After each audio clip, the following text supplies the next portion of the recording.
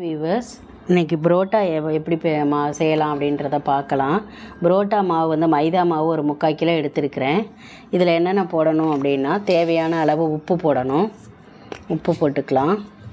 அடுத்து சோடா மாவு ஆப்பத்துக்கு போடுவோம்ல, அது இந்த ஸ்பூனில் ஒரு ஸ்பூன், சின்ன ஸ்பூனு, அதில் ஒரு ஸ்பூன் போட்டுக்கலாம்.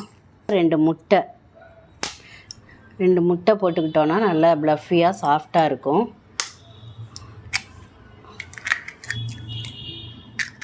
எண்ணெய் கொஞ்சம் ஊற்றிக்கலாம். எண்ணெய் கொஞ்சம் இதுக்கு தாராளமாக தான் தேவைப்படும். பிசைய ஊற்றி பிசையலாம்.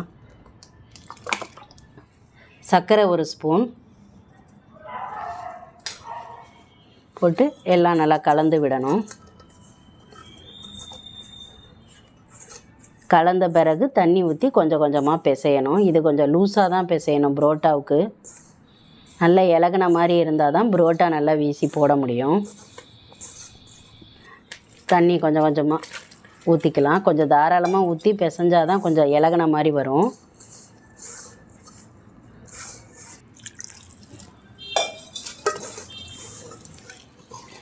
இது மாதிரி நல்ல ப்ளஃபியாக வர வரைக்கும் பிசையணும்.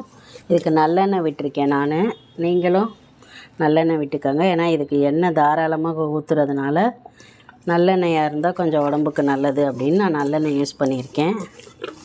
இது பண்ணிவிட்டு நல்லா ஊற வச்சிடணும். நல்லா எண்ணெயை மேலே தடவி ஊற வச்சிடணும். போட்டு காற்று போகாத மாதிரி பிளேட்டை போட்டு மூடி வைக்கலாம். இல்லைனா துணி போட்டு காட்டன் கிளாத்து போட்டு மூடி வைக்கலாம். காட்டன் கிளாத்தை ஈரம் நனைச்சி அப்படி நல்லா காற்று போகாமல் வச்சோம்னா நல்லா ஊறி இருக்கும். ஒரு 4 மணி நேரம் ஊறட்டும். இப்போ நான் நைட்டு டின்னருக்கு பிளான் பண்ணியிருக்கேன். இப்போ மணி ஒரு 4-5 நிமிஷம் இருக்குது. ஒரு 7:45 மணிக்கு போடுறதுக்கு சரியாக இருக்கும்.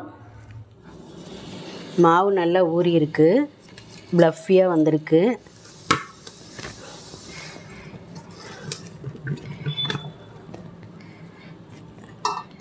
இதில் கொஞ்சம் கொஞ்சமாக எடுத்து நம்ம வைக்கலாம்.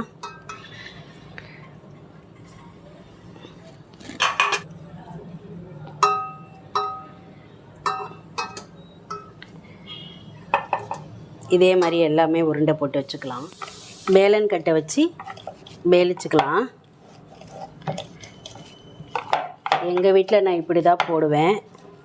அந்த மெத்தடு தான் உங்களுக்கு சொல்லித்தரேன். கடையில் வீசுகிற மாதிரி வீசலை. இது சும்மா வீடுங்களில் செய்கிற மாதிரி ஸ்ப்ரெட் பண்ணிட்டோன்னா இப்படி மடக்கி கொண்டு வரலாம். இல்லைனா கத்தியில் கோடு கூட போட்டுக்கலாம். அது மாதிரி செஞ்சுக்கலாம். அவ்வளோதான். முன்னாடியும் பின்னாடியும் ப்ரெஸ் பண்ணிட்டோன்னா அதை அப்படியே இது பண்ணும்.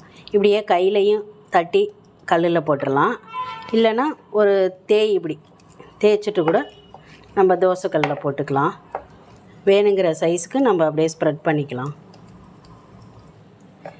ஒரு உருண்டையாக இது மாதிரி போட்டு முதல்ல வச்சுக்கிட்டோம் அப்படின்னா, ஒரு பிளேட்டில் வச்சுக்கிட்டோன்னா டக்குன்னு அடுப்பில் தோசைக்கல்லை வச்சு சுட்டுக்கிட்டே 2 வேளையும் பார்த்துடலாம்.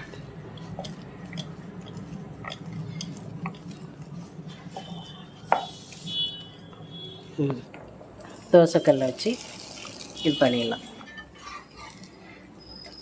ஒரு பக்கம் வெந்தோன்னே லைட்டாக பெரட்டி போடணும். வேகலைன்னா திருப்பி பெரட்டி போட்டு எடுத்துக்கலாம். ரொம்பவும் இது பண்ணால் கருவி போயிடும். அதனால் பெரட்டி 2 நிமிஷத்துக்கு ஒரு தடவை போட்டுக்கிட்டே இருக்கணும். இது கொஞ்சம் வேகட்டும். மைதாங்கிறதுனால கொஞ்சம் லேட்டாக தான் ஆகும் வேக. ரொம்ப ஸ்பீடில் வச்சிட்டிங்கனாலும் கருகி போயிடும் புரோட்டா. மீடியம் ஃப்ளேமில் வச்சு தான் இதை செய்யணும். புரோட்டா வெந்துருச்சு. இந்த ஸ்டேஜில் புரோட்டாவை எடுத்துருங்க. புரோட்டாவை இப்படி நல்லா தட்டிட்டோம் அப்படின்னா நல்லா இப்படி சாஃப்டாக இருக்கும். இப்படி சாஃப்டாக. இப்போ புரோட்டாவுக்கு நான் என்ன சைட் டிஷ் வச்சேன் அப்படின்னா, சிக்கன் குழம்பு உருளைக்கிழங்கு போட்டு வச்சுருக்கேன். அதையும் இதை தொட்டு சாப்பிட்டோம் அப்படின்னா டேஸ்ட்டு அல்டிமேட்டாக இருக்கும். இதே அளவுகளோடு நீங்களும் உங்கள் வீட்டில் செஞ்சு பார்த்துட்டு எப்படி இருக்குதுன்னு சொல்லுங்கள். தேங்க்யூ ஃபார் வாட்சிங்.